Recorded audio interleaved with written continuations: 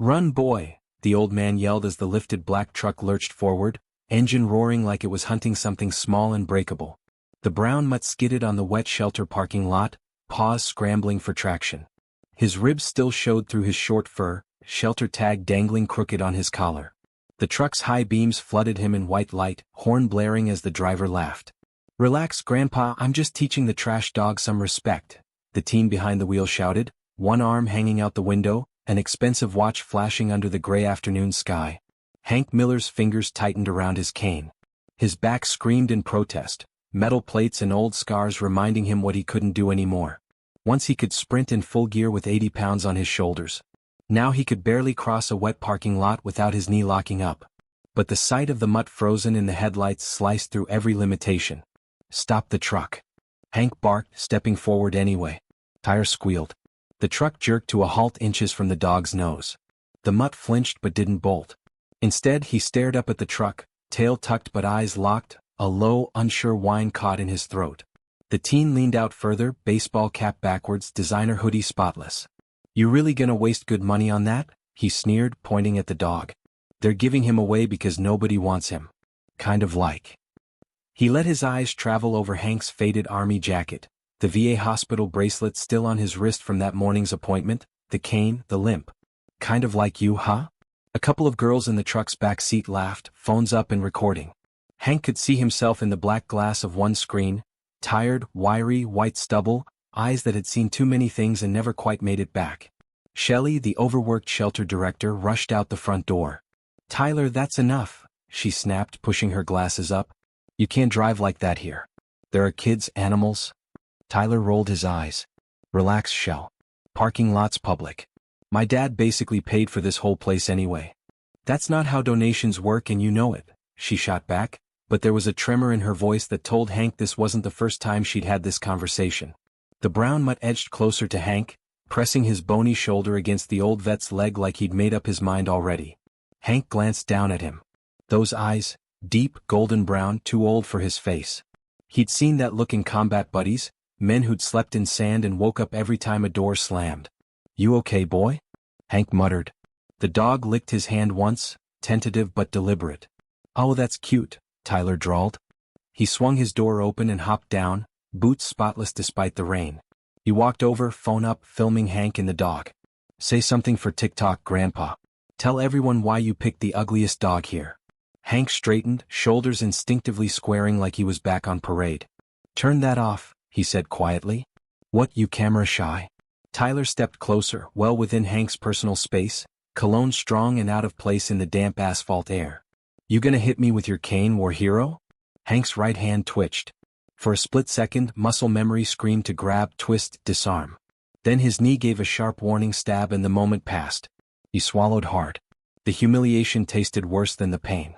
Shelley moved between them. "I said that's enough, Tyler. Your dad doesn't own this town no matter what he tells you. Go. Now." Tyler smiled, slow and chilly. "You keep forgetting who helps you pay your rent," he said, voice dropping. "Careful. Some people might decide this place doesn't deserve to stay open." Hank saw it, the quick flash of anxiety on Shelley's face. The way her jaw tightened but she didn't answer. Tyler turned back to Hank and tilted his phone for one last close-up. "Hope you got your rabies shots, old man," he said.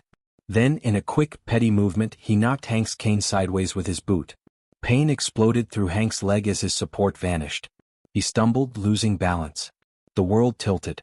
Before he could hit the ground, something slammed into his chest. The brown mutt had jumped, front paws braced against Hank, body wedging itself between him and the pavement. Hank crashed down on the dog's back instead of the concrete. The animal yelped but didn't move, taking the weight, nails scraping for grip. Gasps erupted from the shelter doorway. One of the girls in the truck giggled nervously. "Oh my God, are you getting this?" she whispered. Hank pushed himself up, breath ragged, shame and fury warring in his chest. He looked at Tyler. "You think picking on old men and starving dogs makes you a man?" he rasped. Tyler's smile twitched. For the first time, something like embarrassment flickered across his face. Then he covered it with a snort. "Enjoy your trash dog," he said, backing away.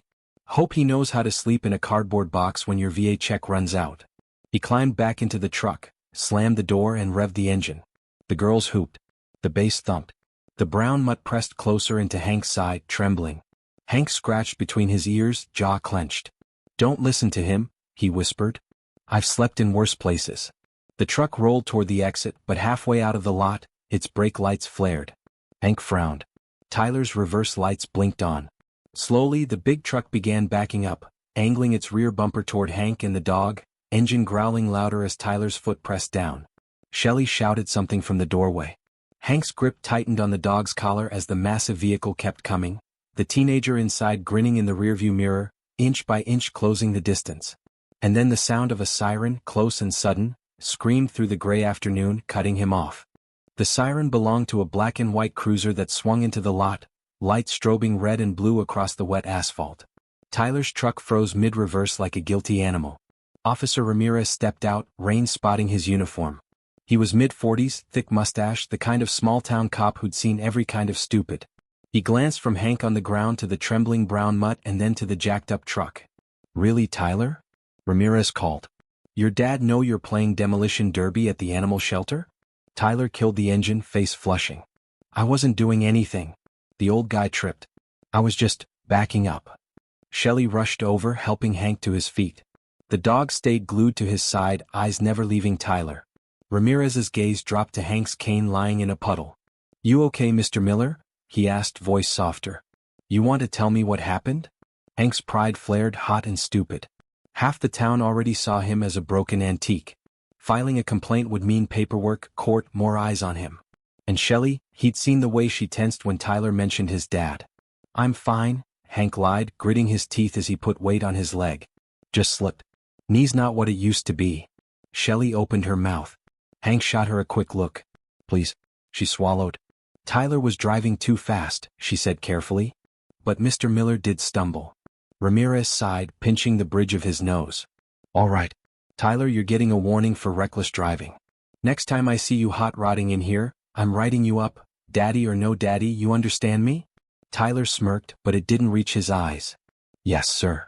Ramirez walked back to his cruiser to log the stop. Tyler stepped closer to Hank, dropping his voice. "You just cost this place another donation, hero," he said. "Dad hates drama. Enjoy your mutt while the lights are still on." The dog gave a low growl, almost a rumble. Tyler flinched before catching himself. He spat near Hank's boot, then climbed into the truck and peeled out, tires hissing on the wet pavement. Inside, Shelley made coffee that tasted like burnt plastic but warmed Hank's shaking hands. The dog lay at his feet, head on his boot as if guarding him. "He chose you the second you walked in," Shelley said softly. "It's like he knew." Hank stared down at the mutt. "What's his name?" "Shelter just calls him Brownie," she said. "Came in off the highway. Someone dumped him out of a truck. Took us 3 days to catch him. He doesn't trust easily." Brownie lifted his head, licking the scar on Hank's knuckles like he could taste old battles. Hank exhaled slowly. His bank account flashed in his mind, all numbers and red warnings. "What's the adoption fee?" Shelley hesitated. "For you? 50. And I'll throw in food to get you started." "Shelley." "You served," she said, voice firm. "Let me do one decent thing today." Hank looked at the dog, at the way he watched his face like every expression was a weather report. "All right," he murmured. "Guess we both need somebody who doesn't scare easy." He signed the paperwork with a shaky hand. "Adopter, Henry Miller." As he finished, Shelley's phone buzzed. She glanced at the screen and went pale. "What is it?" Hank asked. She turned the phone around. Tyler's video was already online, the thumbnail freezing Hank mid-fall, Brownie braced under him.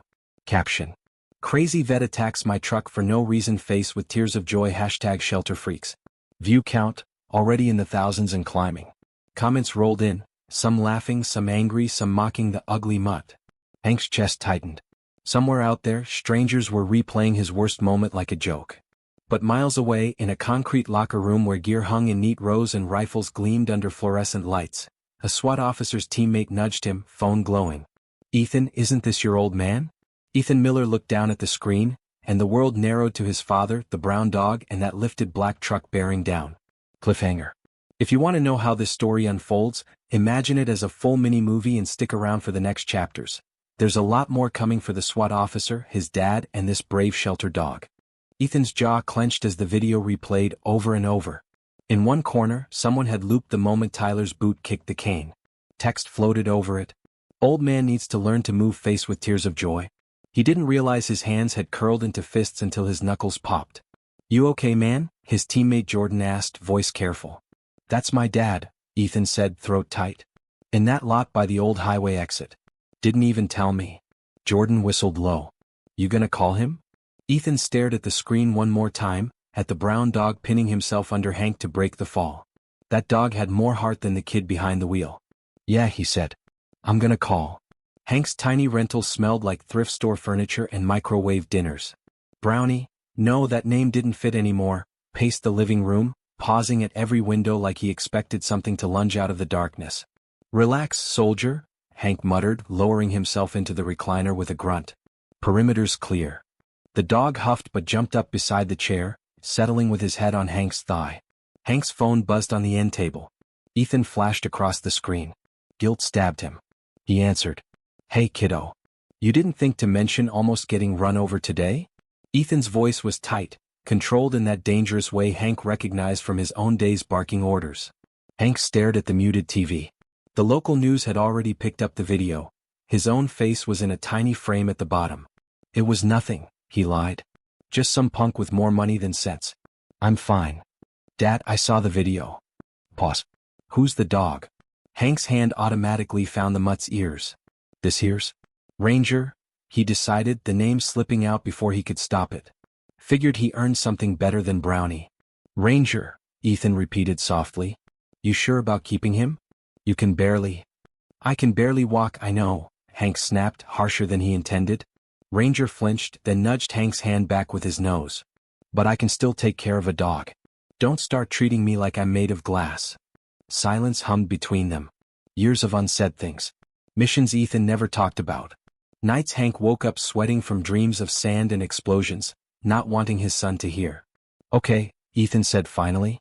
Just be careful around that kid.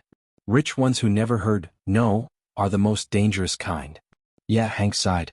I met his type overseas. Only difference is the trucks. They hung up with promises that Ethan would visit soon, the same way he always did. Outside, a truck with a loud exhaust rolled slowly past Hank's house. Ranger lifted his head, ears pricked, growl starting low in his chest. The headlights crawled over the windows then moved on. Hank watched the taillights fade. Easy boy, he whispered. We're not on patrol anymore. He was wrong. Because across town, Tyler sat in his father's home office. The video paused on Hank's furious face. Mr. Cole, in his tailored shirt and cufflinks, watched with cold interest. This is the shelter lot? Cole asked. Yeah, Tyler said. Shelley freaked out and called the cops on me. Said I was endangering animals. Like the mutts matter. Cole leaned back. Did Officer Ramirez write you up? Tyler shifted. Just a warning. Cole's eyes narrowed. He's getting bold. He tapped the desk, thinking. You said the shelter's lease is up this year. Tyler nodded slowly. You still want that land for the storage units? Cole smiled thinly. I want people to remember who runs this town. That video, it makes the shelter look chaotic. Unsafe. That's useful. Tyler grinned back, mean and eager. So we're shutting them down? Cole didn't answer. He just hit play again, watching Hank and Ranger like they were pieces on a board he was already rearranging. Hank showed up at the shelter 3 mornings later with Ranger trotting proudly at his side and a bag of off-brand kibble under his arm. His knee ached, but staying home hurt worse. Thought you might need a volunteer, he told Shelley. Can't move fast, but I can scoop poop slow as anyone. Shelley's eyes were rimmed red. Half the town had seen the video by now, and donations were already trickling down. But when she saw Ranger pressing close to Hank, tail wagging shyly at the other dogs, she managed a tired smile. You two are officially our morale officers, she said. Come on in. Ranger worked the kennels like he'd been born there, sniffing, wagging, calming the anxious barkers with a quiet presence. Some dogs shied away, others pressed their noses through the bars, seeking him. He's got that thing, Shelley murmured. Like he knows who needs him most. Hank knew that look. He'd seen it in medics under fire, in guys who ran toward explosions instead of away. By noon, word had spread that the old vet from the video was helping at the shelter. A few people dropped by with blankets and bags of food, muttering about how that rich brat needs his license taken. For every cruel comment online, there were 3 real folks in front of Hank, pushing $10 and $20 bills into the donation box. Still, the tension hung over everything. There's talk at City Hall, Shelley admitted as they ate vending machine chips in her cramped office. Mr. Cole's friends are saying we're poorly managed and dangerous to the community. They want an inspection, for safety. Hank snorted. Yeah. Safety for their profits. Before she could answer, Ranger's head shot up. He let out a sharp bark, then another, nails scrabbling as he rushed to the front windows. Hank followed, leaning on his cane. A familiar lifted black truck was pulling into the lot, sun glinting off its custom rims. Tyler. Alone this time. He climbed out with a box of donuts in one hand and his phone in the other, smile sugary sweet. He waltzed inside like he owned the air. Morning, he called. Brought some treats for the heroes. Figured we could bury the hatchet. Ranger stepped in front of Hank, fur bristling, a growl vibrating through his whole body. Leash him, Tyler snapped, instantly dropping the nice guy act. You can't have a dangerous dog near customers. He's not dangerous, Hank said. He just remembers who tried to turn him into roadkill. Shelley came out from the back, wiping her hands. What do you want, Tyler? He set the donut box on the counter, sliding his phone into his pocket. Dad says we should help fix your PR problem. He's willing to donate for a full remodel, nicer kennels, better front office, maybe a whole new wing. Hank frowned. That sounds generous. Tyler smirked. In exchange, you agree to move locations when your lease is up. There's a cheaper lot by the industrial park. More appropriate for strays. Shelley's hand tightened around the edge of the counter. That lot floods every winter. We'd lose half the animals to pneumonia. Hey, you want to be stubborn, that's on you, Tyler said, shrugging. But once the city inspector sees the cracks in your floors and the peeling paint, they might shut you down for safety violations anyway. Dad's just trying to give you a soft landing. Ranger barked explosively, startling everyone. He lunged, just enough to make Tyler stumble back a step, eyes flashing with fear before he masked it as anger. That mutt lays a tooth on me and I'll have animal control here so fast. Ranger, Hank said sharply. The dog froze, muscles trembling but obeying. Tyler straightened his hoodie. You've got 48 hours to think about it, he said. After that, Dad talks to the city. No more cute offers. He sauntered out, whistling. Shelley sank into a chair, face pale. He can do it, she whispered. Cole can get us shut down. Hank's phone buzzed. A text from Ethan. On my way this weekend. We need to talk in person. Hank stared at the words, Tyler's threat still echoing in the quiet shelter. Beside him, Ranger kept his gaze locked on the door, like he knew the real attack hadn't started yet. The weekend came with heavy clouds and air that smelled like rain and trouble. Ethan's SUV rolled into his father's driveway just after sunset. He climbed out in jeans and a worn hoodie, but the way he moved screamed training. Alert, controlled, scanning without seeming to. Hank opened the door before he could knock. For a heartbeat, Ethan saw past the stiffness and gray stubble to the man who used to toss him in the air and smell like motor oil and coffee. You look tired, Hank said. You look worse, Ethan shot back, but there was a smile under it. Ranger padded up, tail wagging uncertainly. He sniffed Ethan's boots, smelled gun oil, sweat, city asphalt. Then, apparently satisfied, he nudged Ethan's hand with his nose. So you're Ranger, Ethan murmured, scratching behind his ears. Thanks for catching my old man. They ate reheated leftovers, talking about small things, football, weather, which neighbor had finally moved that broken boat from his yard. The video sat between them unspoken. It finally came out when Ethan asked, What are you going to do about the Coles? Hank's fork clinked. What can I do? I'm a busted-up vet with a rescue dog.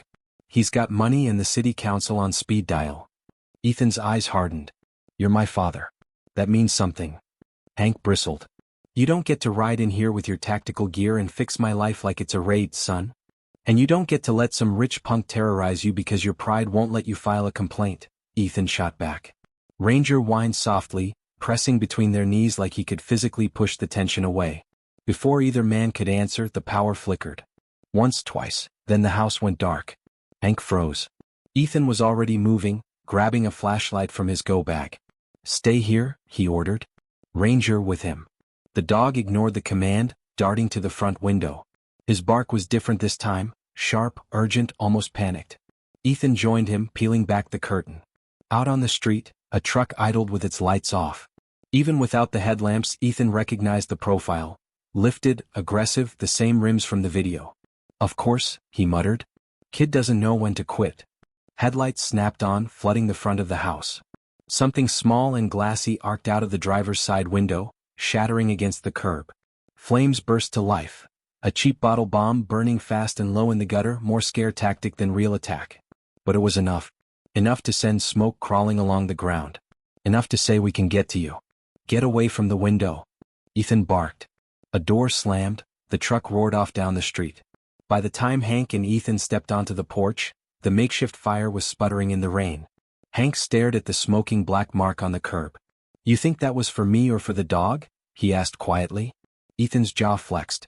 "Does it matter?" He pulled out his phone, dialing a number Hank didn't recognize. "Sergeant Miller," he said when it connected. "I need to report a possible intimidation incident involving a prior victim from a viral video. And I have a feeling it's about to get a lot worse." Later that night, after the patrol car left and the power came back, Hank couldn't sleep. He sat in his recliner with Ranger's head in his lap, staring at nothing. "There's more," he said finally. "About the shelter." He told Ethan everything: Tyler's offer, the threat, the inspection. Ethan listened, eyes cold. "They light fires in gutters now," he said. "What happens when they want something bigger?" The answer came 2 nights later. Hank had fallen asleep on a cot in the shelter's back room, having offered to stay overnight while Shelley visited her sister. Ranger slept at the foot of the cot, twitching in dreams. At 2:17 a.m., Ranger's eyes snapped open. He shot to his feet, hackles rising, nose working the air. A faint chemical smell seeped under the door. Then came the soft humph of ignition. Ranger exploded into frantic barking, throwing his body against the door. Hank jerked awake, lungs already burning as smoke snaked in around the frame. Somewhere near the front lobby, glass shattered, and the world on the other side of the wall turned orange. The door handle was hot. That was the first thing Hank understood.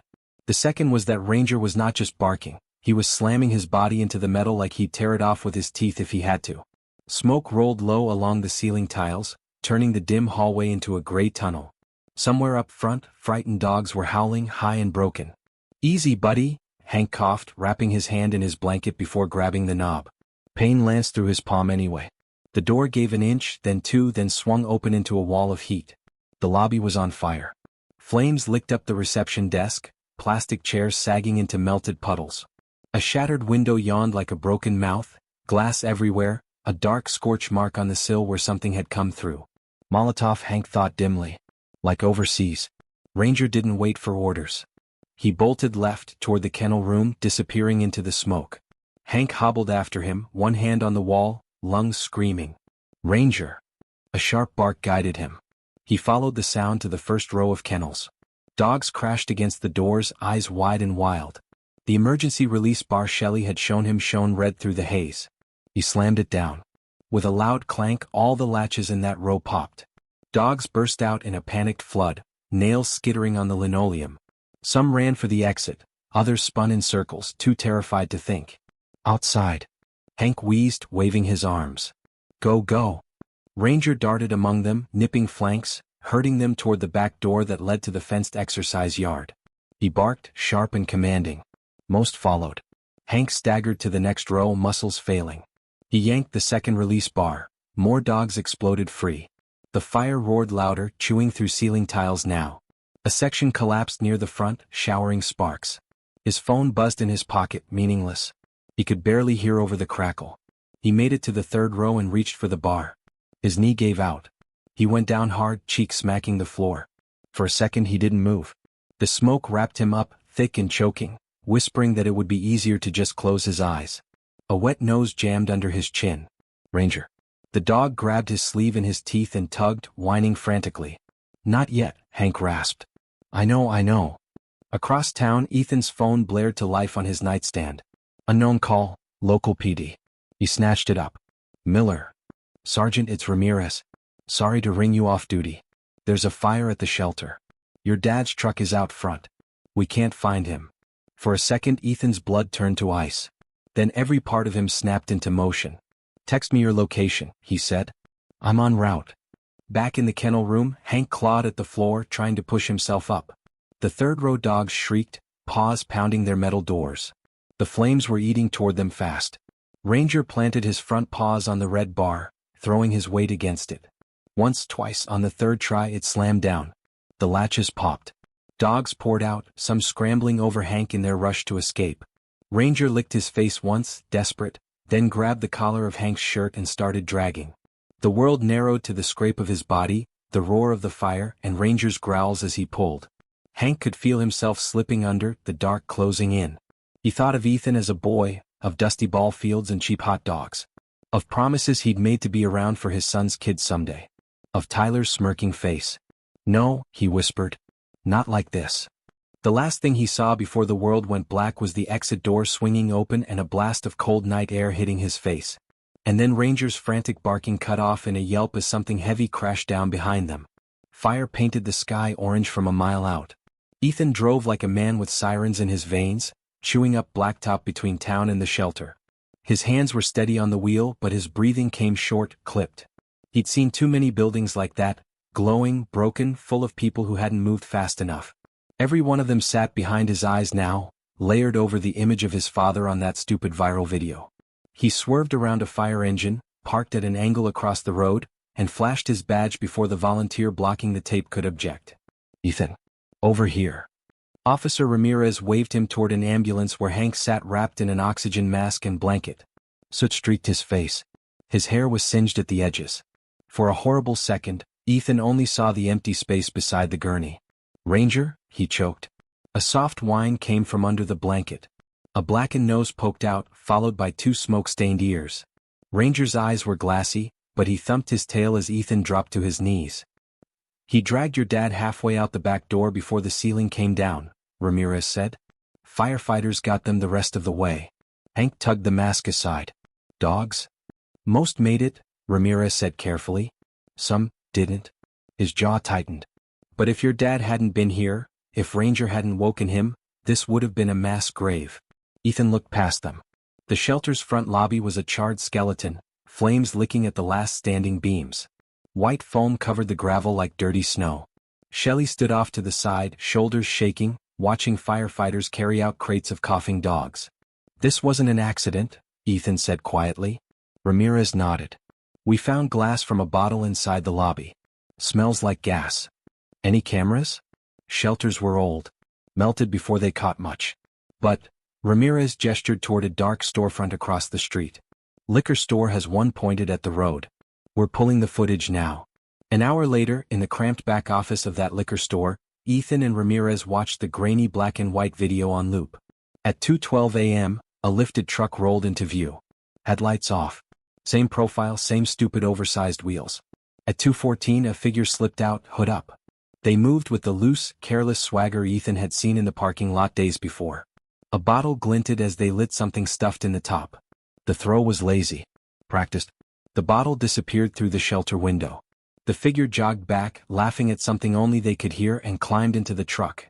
The plate came into view as they pulled away. Ramirez hit pause, zooming in until the letters bled. No mistaking them. "Seal 3TY, Ramirez read aloud. "That Tyler's vanity plate?" Ethan didn't answer. He didn't have to. 2 hours later, Tyler stood in his father's marble kitchen, arms folded, pretending to be bored while Ethan and Ramirez sat at the island. Mr. Cole loomed behind him, hands on the back of his son's chair like a lawyer with a client. "That could be anyone driving my truck," Tyler said. "I was home all night. Ask my dad." Cole's smile was small and hard. "My son was here. We have a gated driveway. If he left, the system would show it. And you'll be happy to let us pull that data, right?" Ethan asked calmly. Cole's eyes flicked to him. "Do you have a warrant, Sergeant?" Ramirez cleared his throat. "This is a voluntary interview. We're just trying to give you the chance to help."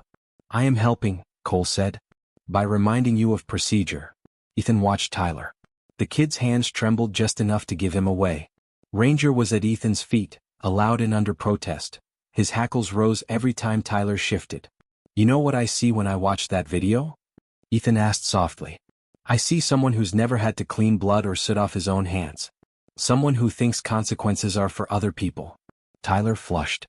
"You don't know anything about me." Ranger gave a low growl that made the hairs on Ethan's neck stand up. Cole rested a hand on his son's shoulder. "We're done here. Unless you have more than a blurry video and a grudge about a parking lot incident." Ramirez glanced at Ethan. It was thin. They both knew it. They stood to leave. As they reached the door, Cole's voice followed them, cool and controlled. Sergeant Miller, it would be unfortunate if your father's presence at that shelter became a liability in the eyes of the town. People might start asking why a man with his medical record was sleeping in a public facility. Why no one in your family stepped in to help. Ethan's hand froze on the doorknob. He turned just enough to meet Cole's eyes. Threat noted, he said. Here's mine. If you or your son go near my father, his dog, or that shelter again, you won't just be dealing with small-town ordinances. You'll be dealing with felony charges. Cole's smile didn't reach his eyes. We'll see whose story the town believes. The next morning, as crews sifted through the shelter wreckage, a white sedan with a city seal rolled up. A man in a cheap suit stepped out, clipboard in hand. Morning, he called. I'm here from the city safety office. We've had some complaints about mismanagement and unsafe conditions at this facility. Given last night's tragedy, I'm afraid we'll have to issue an immediate closure order. Shelley looked like he'd slapped her. We just had our building burned and you're shutting us down? He shrugged. It's for public safety, ma'am. Ranger bristled at his tone. Ethan did too. Because just visible above the man's shirt collar, peeking out from under his tie, was a familiar gold cufflink. The same brand Cole wore. The temporary closure notice went up on the chain-link fence like a death sentence. Yellow tape fluttered in the cold wind. Inside the yard, dogs paced in borrowed crates from the fire department, whining at the sudden quiet. Shelley sat on an upside-down bucket, shell-shocked. They're saying we can't intake any new animals, she whispered. We can't do adoptions without a full inspection. That could take months. We don't have months, Hank said hoarsely. His voice still carried heat-scorched edges. People dump dogs out there every night. Ethan watched the city inspector move around the ruin, scribbling notes. He never went near the collapsed lobby, where the glass and gas residue would tell their own story. Funny, Ethan said, stepping up beside him. You didn't ask the fire marshal for their preliminary report. The inspector flinched, then recovered. Not within my purview. I'm here to evaluate structural integrity and compliance. With pressure from who? Ethan asked. The man's jaw tightened. I don't appreciate insinuations, Sergeant. Then answer the question. The inspector glanced past Ethan, toward the road where a black luxury sedan idled. For a second his mask slipped. Fear, not arrogance, flickered in his eyes. I have a family, he muttered. Mortgages. College loans. So does Shelley, Ethan said. So do the people who work here. That man you're afraid of lit a match under their lives and called it business. Before the inspector could reply, a battered pickup pulled in, loaded with bags of dog food and blankets. A waitress from the diner. Then a delivery driver with a crate of bottled water. A retired teacher with a jar of coins. Within an hour, the yard was full of townspeople. Some had seen the viral clip. Others had heard about the fire on local radio. All of them glared at the closure sign like it was personal. You gonna tell us we can't help our own shelter? A gray-haired woman demanded, stepping between the inspector and the fence. The man wilted under their stares. He cleared his throat. The facility itself must remain closed until the investigation is complete, he said. But I suppose there's no ordinance preventing temporary outdoor fosters. Shelley blinked. Fosters. He nodded pointedly at the crowd. If, say, some of these animals were placed in homes on a short-term basis while we sort this out, they would no longer be under my jurisdiction. Slowly, like sunrise over smoke, hope broke across Shelley's face. Okay, she said, voice shaking. Okay, let's do this. Ranger moved among the crates, sniffing each dog, nudging some toward particular people as if he knew who needed who. A scruffy terrier climbed into the arms of a teenager with puffy eyes. A senior beagle leaned against the leg of an elderly widower. You're a matchmaker now? Hank murmured, scratching Ranger's neck. Ethan stepped aside to take a call from Ramirez. Got something for you, the officer said. Pulled traffic cam footage from the highway after the fire. Cole's truck drove straight from the shelter to the industrial park. Guess what's there? His construction company yard, Ethan said. Bingo. And get this, fire marshal found traces of the same accelerant at both sites. Looks like someone's been storing their toys in the wrong place. An hour later, they rolled up to Cole's fenced lot with a warrant burning a hole in Ethan's pocket and Ranger pacing eagerly in the back of the SUV. Pretty sure this is not standard SWAT K-9 procedure, Ramirez muttered as Ethan clipped a makeshift search harness onto Ranger. He's not SWAT, Ethan said. He's personal. Inside the yard, the smell hit them first, sharp, chemical, gasoline laced with something thicker. Ethan followed Ranger's nose past stacks of lumber and pallets of bricks to a metal storage shed tucked in the back corner. The lock was newer than the door. The warrant said they could open it. Ethan did. Ranger darted inside, barking sharply. Ethan's flashlight beam swung over a row of plastic gas cans, some half-empty. Charred rags. A crate of beer bottles with cloth already stuffed in the necks. A hoodie with soot stains that matched the shelter fire. Ramirez let out a low whistle. Somebody's been busy.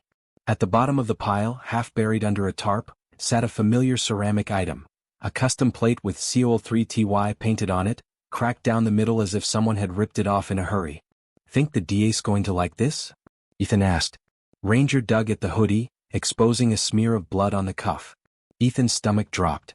That's from my dad. He pulled back, forcing himself calm. We get this to the lab, he said. If it's Hank's, we've got assault. If it's Tyler's, we tie him physically to the burn site. Either way, this isn't just property damage. As they walked back to the gate, Cole's sedan screeched to a stop outside the fence. He stepped out, face flushed. Ty Askew. You had no right. We had a warrant, Ramirez said, holding up the paperwork. Signed by a judge who didn't appreciate arson on his morning news. Cole's eyes landed on Ranger, who sat calmly by Ethan's side, watching him. Something ugly twisted his features. All this over a broken-down building and a mutt, he snarled. You people don't understand how towns grow. How progress works. I'm trying to bring jobs here. You're trying to build storage units on top of a burned shelter, Ethan said. There's a difference. Cole took a step closer, voice dropping. You're making a mistake, Sergeant. Men like me, we don't go down. We pivot. But men like your father? They get buried. Ranger's ears flattened. He braced, gaze fixed on Cole's hand, where car keys glinted like small, dangerous teeth. Because in that moment, Cole looked less like a businessman and more like a cornered animal. And cornered animals lash out. Cole moved faster than Ethan expected for a man in dress shoes. 1 second he was standing there, seething. The next he'd spun, yanked his car door open, and lunged in like he was going for his phone. Ranger didn't buy it. He exploded into motion, dragging Ethan 2 steps before the leash went taut. Ranger, heel. The dog halted, but his body stayed coiled, eyes locked on Cole's hands. Cole came up not with a weapon but with a folder, thick, bulging with papers. He slammed it against the car roof. You think evidence is your friend? He spat. I've got evidence too. Your dad's medical file. His prescriptions. Statements from neighbors about his confusion. He sneered. I can make him look like a liability on every channel in this state. Ethan's stomach turned. Confidential or not, a man like Cole had ways of getting things he wanted. You burn a building and your plan is character assassination? Ethan said. That's your big move? Cole's grip whitened on the folder. Fires happen, he hissed. Electrical. Old wiring. You want to convince a jury some beloved veteran who heroically rescued dogs started it himself, maybe for attention? For donations? Because that's the story I'm hearing already. Ranger snarled. Ethan had to fight the urge to let go of the leash. Ramirez stepped up. Mr. Cole, you're dangerously close to obstructing an investigation. I suggest you talk to your attorney instead of threatening witnesses. Cole smiled again, but his eyes had gone flat. You've both just made enemies with deeper pockets than this whole town combined. He drove off in a spray of gravel. That night, the smear campaign started. Anonymous posts on local forums about Hank's mental decline. Suggestions that maybe he'd knocked over a heater, that the fire had been an accident caused by negligence. Shelley showed Hank her phone with shaking hands. They're saying we covered up safety issues for months, she whispered. Like we wanted this. Hank stared at the screen, then at the dogs crated in his living room and on his tiny porch, Fosters he'd insisted on taking until things sorted out. Ranger lay in the middle of them all like a sentry. I've done a lot of things in my life I'm not proud of, Hank said slowly. But I'll be damned if I let them rewrite this one. The next morning, Ethan walked into the SWAT briefing room with a folder of his own. His team lead raised an eyebrow. This personal Miller? Yes, sir. You sure you're not too close? Yes, sir, Ethan said again, but the truth was more complicated. He was close. That's what made him dangerous right now. The team leader sighed. We can't deploy a SWAT team over a small-town arson and some rich idiot. But we can coordinate with local PD. You give me everything you have. I'll make sure it lands on the right desks. By afternoon, the lab confirmed what Ethan already suspected. The blood on the hoodie from Cole's shed was Tyler's, likely scraped when he'd climbed through the broken window at the shelter. Gas residue matched both the cans and the burned lobby. A judge signed off on an arrest warrant. It should have been simple. Roll up, cuff Tyler, let the system turn. But Cole wasn't done pivoting. When Ramirez and Ethan arrived at the Cole residence, the driveway was empty. House dark. Gate open. Dispatch says they left town an hour ago, Ramirez muttered, listening to his radio. Heading south. Running? Ethan asked. Or trying to make a deal somewhere we don't have as much pull. Ethan's phone buzzed. A text from Hank. Animal Control just showed up. Say they have an order to seize Ranger as dangerous. You know anything about this? Ethan's heart slammed against his ribs. Stall them. I'm coming. He sped back across town, siren off, lights off, making better time than any marked unit. When he turned onto his father's street, his stomach dropped. A white Animal Control van idled in front of Hank's house. Two men in generic uniforms stood on the porch. One held a catch pole. The other had a clipboard. Ranger's barking shook the windows. Ethan sprinted from the SUV. Police. Step away from the door. The men turned. Their uniforms were clean, crisp. Wrong. No city patch. No official badge. Just cheap embroidered names and a logo that looked like it had been designed in 5 minutes. Easy, officer, clipboard said. We're just here on a court order. Dangerous animal. Viral video. We don't want any trouble. You already have it, Hank rasped from the doorway, one hand on Ranger's collar. The dog's body vibrated with tension, eyes fixed on the men like they were lit fuses. Ethan stepped between them. Let me see the order. Clipboard held it out with a smirk. Ethan didn't take it. Set it on the porch, he said. The man hesitated. Then, with an exaggerated sigh, he bent to place it down. Ranger lunged. Not at the man, at the paper, teeth sinking into the edge. He shook his head, shredding the top corner. Underneath the official-looking header, black ink bled through. A different letterhead. A different name. Ethan snatched what was left and flipped it fully open. The court order was glued over a memo from Cole Properties LLC. The men bolted. One dove for the van. The other ran for the side yard. Ranger tore free of Hank's grasp, chasing the runner around the corner. Ethan sprinted after them, boots pounding gravel. As he rounded the side of the house, he heard a yelp and a crash, the sound of a body hitting metal. He skidded to a stop. The fake officer lay on the ground, caught between Hank's old grill and the fence. Ranger stood over him, teeth bared inches from his face, barking so hard spit flew. The man's pocket had spilled open. A wallet lay there, ID visible. Not Animal Control. A Cole Properties security contractor. Behind Ethan, tires screeched. The van fishtailed, trying to escape. And then blue lights flooded the street as Ramirez's cruiser slid into view, cutting off the only way out. Ramirez stepped out of his cruiser with his hand already on his weapon. On the ground, he shouted at the van driver. Now. The driver hesitated just long enough for Ethan to imagine him throwing the van into reverse and mowing down anyone behind. Ranger barked, snarling, ready to spring. The man's survival instinct finally kicked in. Slowly, he raised his hands and slid out, dropping to his knees on the wet pavement. Within minutes, the quiet suburban street was packed. 2 more patrol cars, a real Animal Control officer, neighbors peeking from behind curtains. Hank sat on his porch steps with Ranger pressed against his leg, both of them shaking in sync. Ethan paced as Ramirez cuffed the men and read them their rights. Attempted animal theft, impersonating an officer, conspiracy to obstruct justice, Ramirez muttered. Cole really thought he could run his own private cleanup crew. The driver cracked first. By the time they got him into an interview room, he was spilling everything. How Cole had promised a bonus if they relocated the aggressive mutt before the upcoming hearing, how they'd been told the dog had attacked Cole's son. It was just supposed to be a scare, the man insisted. Drop him at one of those far-out shelters. Nobody said anything about all this. When they put that confession next to the arson evidence, the forged order, the security memo, the judge's patience snapped. A statewide bolo went out for Cole and his son. They didn't get far. 2 days later, Highway Patrol pulled over a luxury sedan 3 counties away. The driver tried to flash business cards instead of a license. The trooper noticed the vanity plate and the nervous kid in the passenger seat picking at a scab on his soot-scarred wrist. Ethan watched the dashcam footage later. The moment Tyler realized it was over was written all over his face. This sick mix of disbelief and fear, like someone had ripped the invincibility cloak off him. In the courtroom weeks later, the town showed up. Not just Shelley and her volunteers but the diner waitress, the retired teacher, the delivery driver, kids holding up hand-drawn posters of the shelter dogs. Even the inspector, collar askew, sat in the back row. Cole's lawyers tried to argue faulty wiring, malicious gossip, targeted harassment of a successful businessman. They hinted Hank was confused, saw danger where there was none. Then the prosecutor played the liquor store video. The gas cans. The confession from the fake animal control contractors. The paper trail showing payments from Cole properties funneled through shell companies to those same men. Finally they brought Ranger in.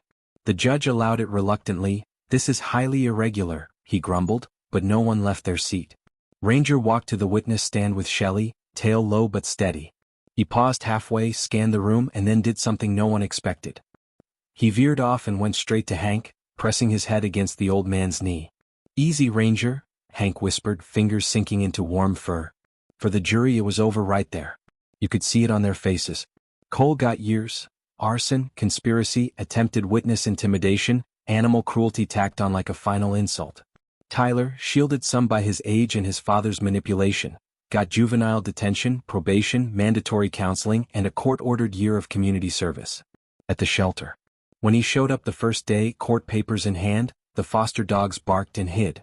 Ranger stood in the yard, watching him with that deep, measuring gaze. Tyler couldn't meet his eyes. "I'm supposed to clean kennels," he mumbled to Shelley. "Then start with the ones that got rebuilt because of you," she said bluntly, pointing toward the brand new wing, funded by grants, donations, and a hefty settlement Cole Properties had been forced to pay. "And don't you dare complain about the smell." The town had rallied. Car washes, online fundraisers, a local construction crew donating labor. Ethan's team had quietly sent a check too, no names attached, just from people who know what it means to pull someone out of a burning building. On opening day of the rebuilt shelter, they held a small ceremony. No big speeches. Just a ribbon, some homemade cookies, and a lot of relieved tears. Hank stood beside Ethan, leaning a little less on his cane now. "Didn't think I'd see this place standing again," he said. "Didn't think I'd see you running rescues again," Ethan replied. "Just, maybe stick to smoke alarms instead of personal wake-up calls next time." Ranger sat between them, wearing a new tag on his collar. On one side, Ranger. On the other, Service Protector. A little girl tugged her mom's sleeve, pointing. "That's the hero dog from the video," she whispered. "The one who saved the old soldier." Hank's eyes misted. "Guess we're internet famous now," he muttered. "Yeah," Ethan said. "But this time for the right reason." As the crowd drifted inside to play with puppies and sign adoption forms, Ethan hung back, watching Tyler scrub water bowls in the corner. Every time a dog flinched, he winced. But when a nervous shepherd mix crept closer, Tyler didn't shove him away. He sat still and let the dog sniff his hand. Ranger huffed like he wasn't impressed, but he didn't growl. That was something. Later, as the sun dipped behind the rebuilt kennels, Ethan and Hank sat on the back steps. Ranger sprawled between them, snoring. "You know what bothered me the most?" Hank said quietly. "Wasn't the fire. Wasn't the insults. It was thinking people might believe him when he said I was broken. Useless." Ethan stared at his father's scarred hands. "You dragged half a shelter's worth of dogs out of a burning building," he said. "You took in a mutt nobody wanted and turned him into a hero. If that's useless, I don't know what useful looks like." Hank swallowed hard. "You still mad I didn't tell you the truth right away?" "Little bit," Ethan admitted. Then he nudged his father's shoulder. "But I get it. Pride's a hell of a thing." Ranger shifted in his sleep, one paw landing on both their boots at once. "Maybe that's our job now," Ethan said softly. "Making sure people like Cole don't get to decide who matters and who doesn't." Hank nodded. "As long as I've got breath and he's got bark," he said, patting Ranger's side, "we'll be on that detail." The rebuilt shelter lights glowed behind them, warm and steady. Inside, dogs dozed, safe for the first time in their lives. Outside, an old vet, his SWAT officer's son, and a brown rescue mutt watched over a little piece of justice that had finally gone right. "And you, what would you do if you saw someone mocking a vulnerable person or animal, thinking no one would ever stand up to them?"